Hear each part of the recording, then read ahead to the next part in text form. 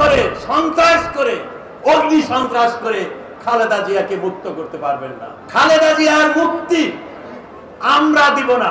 BNP বহু সন্ত্রাস করেছে, বহু আন্দোলন করেছে, বহু গাড়ি পুড়িয়েছে, বহু মানুষকে পুড়িয়ে হত্যা করেছে।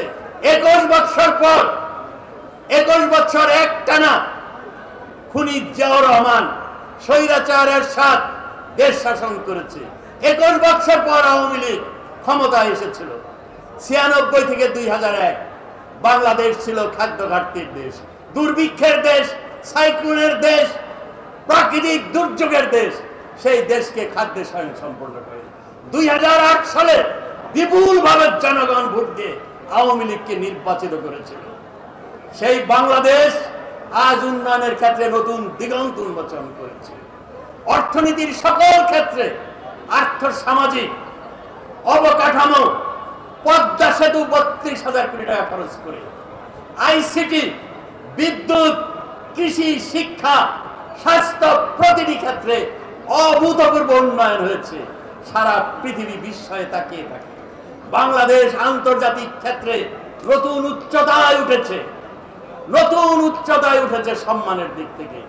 যেমন একটি স্বাধীন জাতি রাষ্ট্র সৃষ্টি করে একটা মুকুট পরেছিল আওয়ামী লীগ, ঠিক তেমনি উন্নয়নের ক্ষেত্রে আজকে বিদেশিরা বলে বাংলাদেশে এসেছি উন্নয়নের কিচ্ছা শোনার জন্য, উন্নয়নের গল্প শোনার জন্য। আজকে আমি বলতে চাই, বিএনপি বহু সন্ত্রাস করেছে, বহু আন্দোলন করেছে, বহু গাড়ি পুড়িয়েছে, বহু মানুষকে পুড়িয়ে হত্যা করেছে, 500 মানুষকে পুড়িয়ে হত্যা করেছে। পুরার যে কি জ্বালা, এখনো শত শত মানুষ আগুনে দগ্ধ হয়ে জীবনের সাথে লড়াই করছে। প্রিয় ভাই ও বোনেরা, কয়েকদিন আগে নির্বাচন হয়েছে, দেশে এখন শান্তি দরকার, উন্নয়নকে এগিয়ে নিয়ে যাওয়ার জন্য।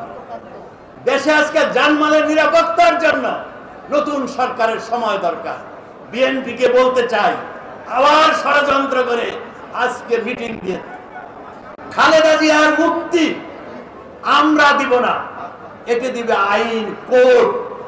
কোর্ট যদি মুক্তি দেয় আমাদের আপত্তি নাই। আন্দোলন করে, সন্ত্রাস করে, অগ্নি সন্ত্রাস করে খালেদা জিয়াকে মুক্ত করতে পারবেন না। ইনশাআল্লাহ আগামী 5 বছর আপনাদেরকে অপেক্ষা করতে হবে। আর একটি নির্বাচন 5 বছর হবে, তখন যদি আপনারা ক্ষমতায় আসতে পারেন, তখন আপনারা সিদ্ধান্ত নেবেন।